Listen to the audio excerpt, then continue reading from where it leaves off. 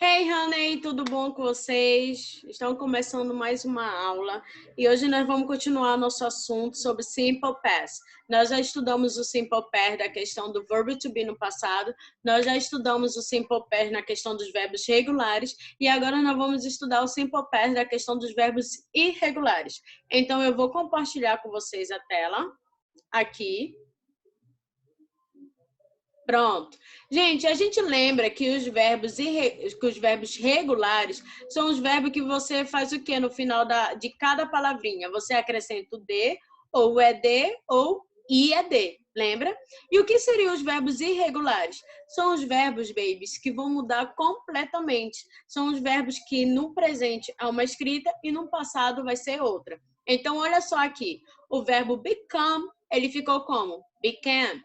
O verbo break ficou como? Broke. Olha só o verbo say, ficou sad.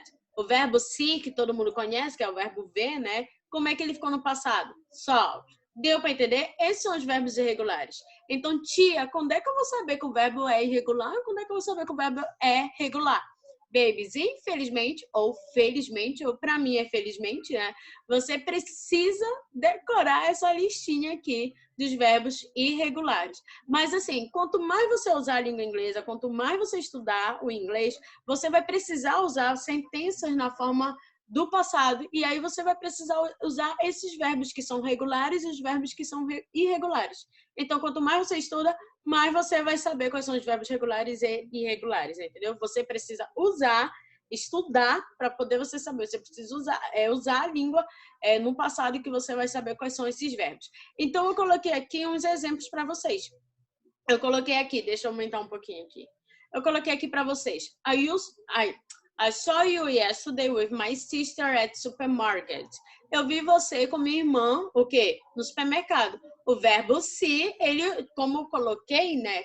Eu botei aqui, eu vi você ontem, tá no passado, então eu coloquei o verbo see no passado. Olha como ele é no presente. Vou botar aqui para vocês.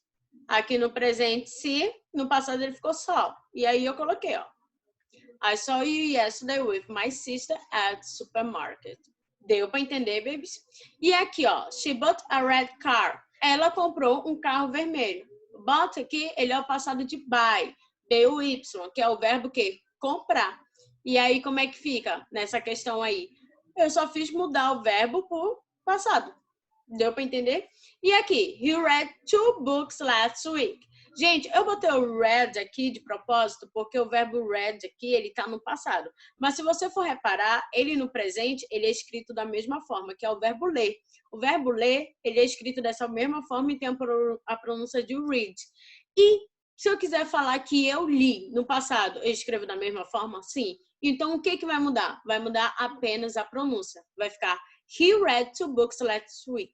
Como eu botei last week, semana passada, eu sei que é passado. Então, eu vou ler o quê? Read. Deu para entender? Então, read, o verbo ler, ele, da mesma forma que ele é escrito no presente, ele é escrito no passado. O que vai mudar é essa pronúncia. Porque no presente ele vai ser read e no passado ele vai ser o quê? Read. Deu para entender? Então, olha só, gente, mas eu vou colocar aqui para vocês, isso aqui é a forma afirmativa, tá bom? Mas quando for a forma negativa, como é que vai ficar? Deixa eu mudar aqui o tamanho. Pronto. Na forma negativa, como é que vai ficar? Lembra que a gente tem um verbo auxiliar na forma negativa, que eu já ensinei para vocês, que é o verbo did. Então, na forma negativa vai ficar I did not, ou a forma abreviada, que é como? Didn't, tá? Ó, eu posso botar ou esse, tá? Tanto faz. E aí o verbo, ele tem que estar no passado? Não, gente, ele não precisa mais estar no passado. Você coloca ele no presente e aí termina o resto da frase, tá?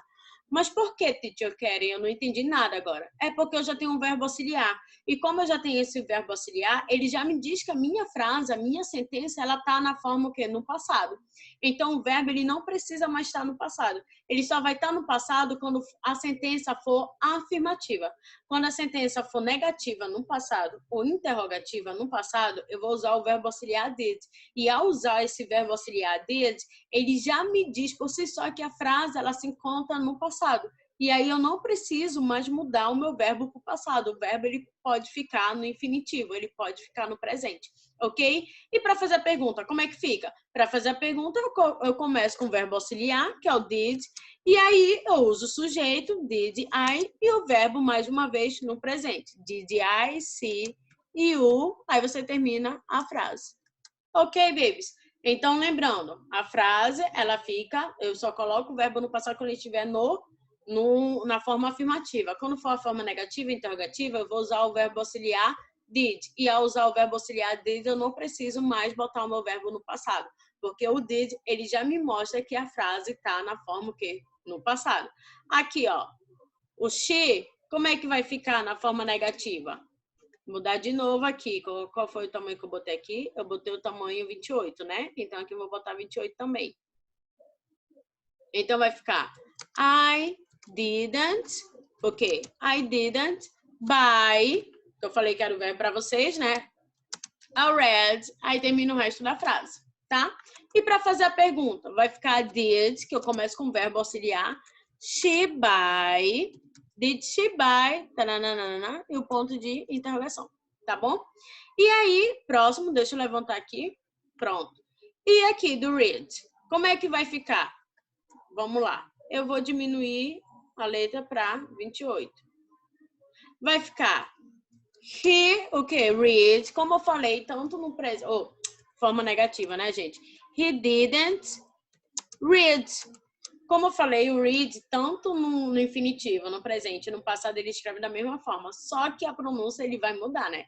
Então, aqui, como ele já tem um verbo auxiliar did, né? Eu não preciso mais falar ele no passado, falar read, né? Eu só preciso falar I didn't, ou no caso aqui, he didn't read 2 books, tá?